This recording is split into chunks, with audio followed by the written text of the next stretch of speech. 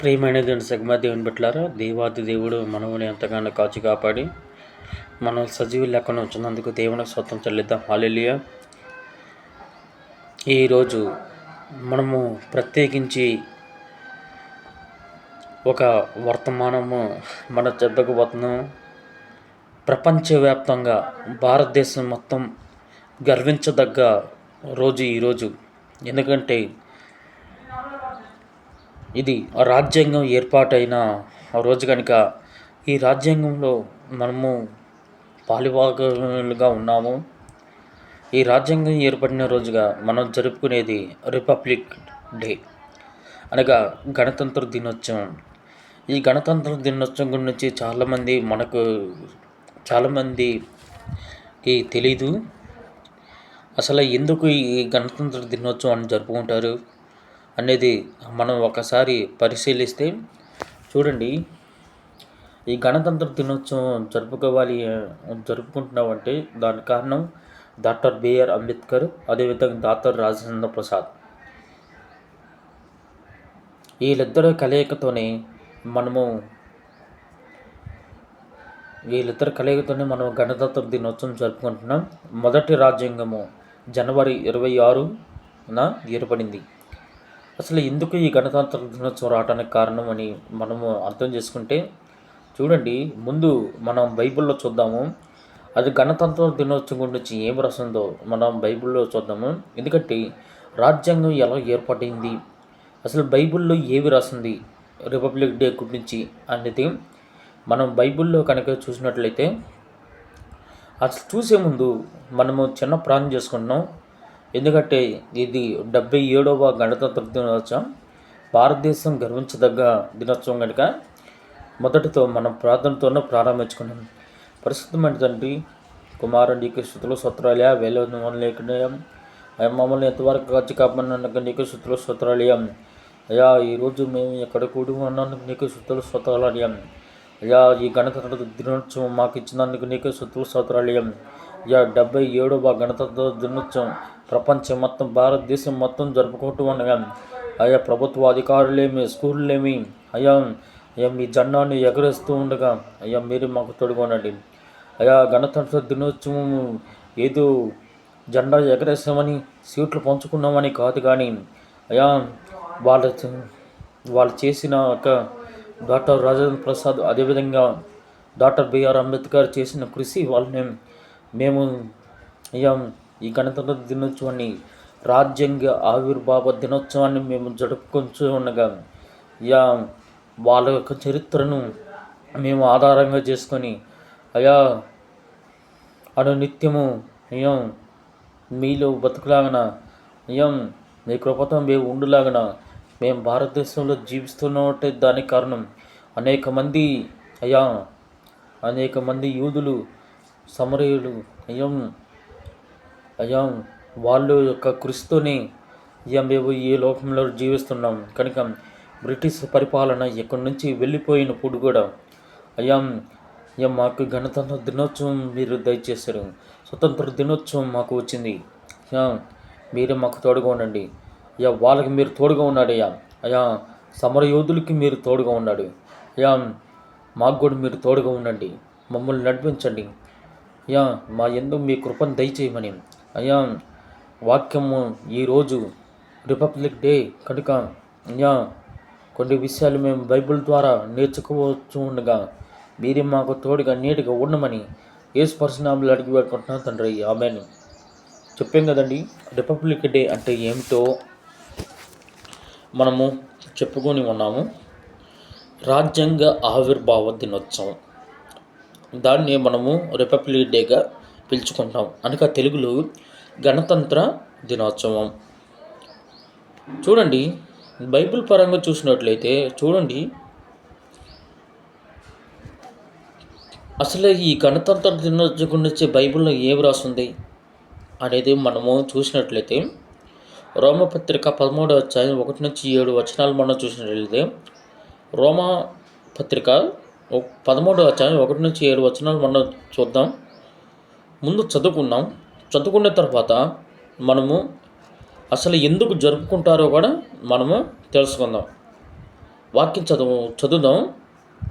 అంటే వివరించే టైం లేదు, కానీ కొంచెం వాక్యం చదువుకొని మనము కొంచెంగా వివరించుకుందాం. చూడండి, రోమపత్రిక 13వ అధ్యాయం 1-7 ప్రతి వాడును పై అధికారములకు లోబడి ఉండవలను, ఏలయనగా దేవుని వలన కలిగినది తప్ప మరి ఏ అధికారమును లేదు. ఉన్న అధికారములు దేవుని వలననే నియమింపబడి ఉన్నవి.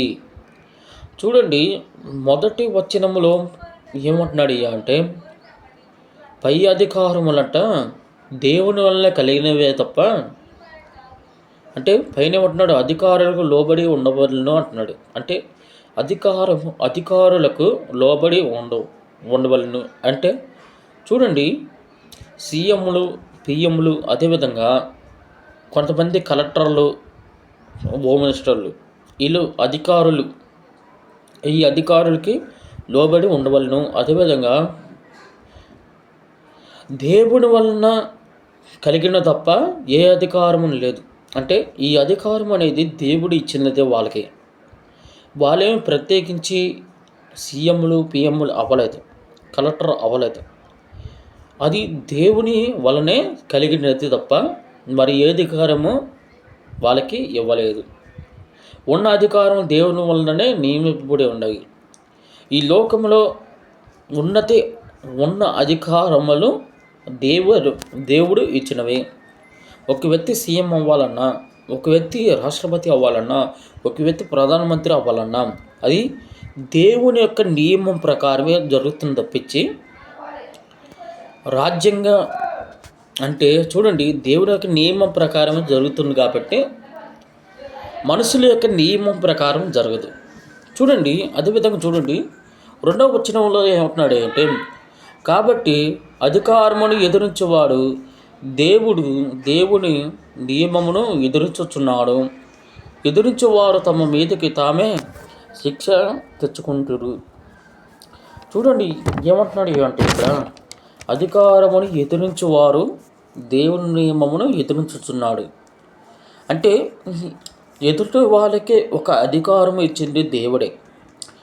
ఆ అధికారాన్ని ఎదిరించేవాడు దేవుని యొక్క నియమాన్ని ఎదురుస్తున్నాడు అని ఇక్కడ చెప్పబడుతుంది. అంటే మొదటిగా మనం చూస్తే లోబడి ఉండవలను. ఎవరైతే లోబడి ఉండలేదు, అధికారులకి ఎవరైతే లోబడి ఉండలేదో వాళ్ళు దేవుని నియమాన్ని ఎదిరించుచున్నారు అనేది ఇక్కడ స్పష్టంగా 2వ వచనంలో చూస్తూ అనేది జరిగింది. ఎదిరించేవారు తమ మేడకు తామే శిక్ష తెచ్చుకుందరు. ఎప్పుడైతే ఎదుటి అధికారులను హింసిస్తున్నారో, ఎదిరిస్తున్నారో తమ మీదకు తామే శిక్ష తెచ్చుకుంటారు. ఈ మధ్య కాలంలో సోషల్ మీడియాలో చాలా వైరల్ అవుతున్న వీడియోలు అనగా జగన్ మీద, అదేవిధంగా చంద్రబాబు మీద, ప్రస్తుతం ఉన్న ప్రభుత్వాల మీద కొంతమంది సోషల్ మీడియాలో ఏం చేస్తున్నాడు అంటే రోమన్స్ క్రియేట్ చేస్తున్నారు. రోమన్స్ వాళ్ళందరినీ తీసుకువెళ్ళి జైల్లో వేస్తున్నారు. అలా చేయకండి. ఏదో సోషల్ మీడియా ఉండని, ఫోన్లు ఉన్నాయని, అదేవిధంగా కెమెరాలు ఉన్నాయని మీ ఇష్టం వచ్చినట్టు లైకుల కోసం, సబ్స్క్రైబ్ కోసం, కామెంట్ల కోసం అధికారుల మీద ప్రభుత్వం చేయటానికి పూనుకోవద్దు. ఎందుకంటే ఎప్పుడైతే ఒక రాజకీయ నాయకుడి మీద లేనిపోని విషయాలు, లేనిపోని రూపకల్పనలు చెబుతారో వాళ్ళు శిక్షకు పాత్రులు అవుతారు. అనగా జైలుకి వెళ్ళటం అనేది జరుగుతుంది. బీ కేర్ఫుల్, చాలా జాగ్రత్తగా ఉండండి. అదేవిధంగా చూడండి 3వ వచనం ఏమంటున్నాడు చూడండి, ప్రభుత్వం చేయవారు చెడ్డ కార్యములకే కానీ మంచి కార్యములకు భయంకరులు కారు. అసలు ప్రభుత్వం అనేది ఏంటి అంటే ప్రజలే. ప్రభుత్వం అనేది ప్రజలే. ఎందుకంటే ఉన్నత అధికారుల మీద వారు రోమన్స్ క్రియేట్ చేస్తున్నారు, అనగా లేనిపోనివి కల్పించి చూస్తున్నారు. అలా చెయ్యకూడదు. వాళ్ళు భయంకరులు కారు, అంటే మంచి కార్యములు చెయ్యరు, భయంకరులు కారు. ఎందుకంటే ఒకడు నెగ్గుతున్నాడంటే ఇంకొకడు ఎలా దించాలని చూస్తారు తప్పించి వేరే చేయరు.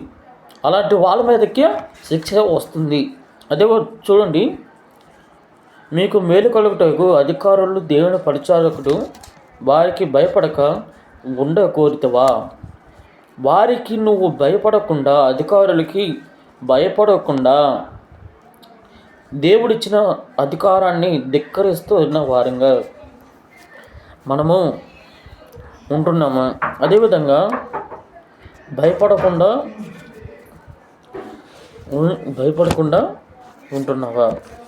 మేలు చెయ్యము అప్పుడు వారి చేత మొప్పు పొందదువు. చూడండి, ఏం చేయాలంట? భయపడాలి. అదేవిధంగా మేలు చేయము అంటే అధికారులు కూడా మేలు చేయాలి అని ఎక్కడ చూస్తున్న మాటలు. కాబట్టి మనం మేలు చేసేవారంగా ఉండాలి. అంటే ఒకప్పుడు చూడండి, ఒకప్పుడు ప్రపంచంలో జనాభా చాలా తక్కువ మంది ఉండేవారు, కానీ ఇప్పుడు ఎక్కువ మంది ఉన్నారు. అంటే ఒక అధికారి మేలు చెయ్యాలి తప్పించి కీడు చెయ్యకూడదు ఎదుటి వాళ్ళకి. అదేవిధంగా చూడండి, ఎప్పుడైతే మేలు చేస్తారో అప్పుడు వారి చేత మొప్పు అనగా గొప్ప దండితను పొందుకుంటారు, గొప్ప పేరును పొందుకుంటారు. నీవు చెడ్డటి చేసిన ఎడల భయపడకము. 4వ వచనంలో, నీవు చెడ్డటి చేసిన ఎడల భయపడకము, వారు ఊరకి ఖడ్గము ధరింపరు. చూడండి, నీవు చెడ్డటి చేసిన ఎడల భయపడము. చెడ్డటి చేసిన ఎడల అంటే లేనిపోనివి చెప్పిన ఎడల భయపడము అంటే భయము. వారు ఊరకనే ఖడ్గం ధరింపరు. వారు ఊరకనే శిక్ష విధించరు.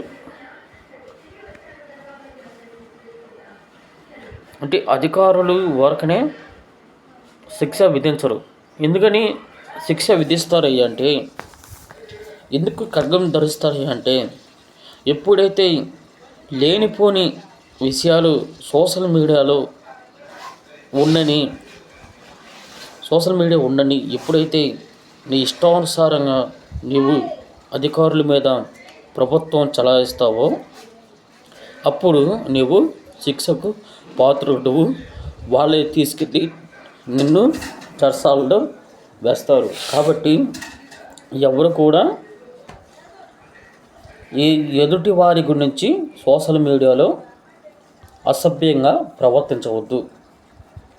చూడండి, కీడు చేయు వాని మీద ఆగ్రహము చూపుటకై వారు ప్రతీకారం చేయు దేవుని పరిచారకులు. ఇందాక చెప్పుకున్నాం కదా, అధికారులు దేవుని ఏర్పరచుకున్న వారు. ఒక అధికారి దేవుని వలననే ఉన్నత స్థాయిలో ఉంటారు. కాబట్టి వారికి ఆగ్రహము రేపక అనగా కోపం రేపక వారికి లోబడి ఉండాలి. ఎందుకంటే వాళ్ళకి ఆ అధికారము దేవుడే ఇచ్చి ఉన్నాడు కనుక. చూడండి, 5వ వచనంలో ఏమంటున్నాడు అంటే, కాబట్టి ఆగ్రహమును బట్టి మాత్రము కాక మనసాక్షిని బట్టి లోబడి ఉండట ఆవశ్యకము. ఎక్కడేమంటాడంటే ఆగ్రహమును బట్టి మాత్రము కాక, అంటే ఆగ్రహము కోపము బట్టి కాకుండా మనసాక్షిని బట్టి లోబడి ఉండండి. అంటే మనసాక్షి అనగా మంచి మాటలు, అంటే మంచి యొక్క తలంపులు. కాబట్టి ఎదుటి వాళ్ళకి కోపం రేపకుండా ఎప్పుడైతే వాళ్ళకి లోబడి జీవిస్తావో అనగా వాళ్ళకి భయపడి జీవిస్తావో అప్పుడు అధికారులు నీకు మేలు చేసే అవకాశం ఉంటుంది. చూడండి, ఎలా అనగా 6వ వచనంలో చూడండి, ఎలా అనగా దేవుని సేవకులై ఉండి ఎల్లప్పుడూ ఈ సేవ ఏంది పని కలిగి ఉందరు.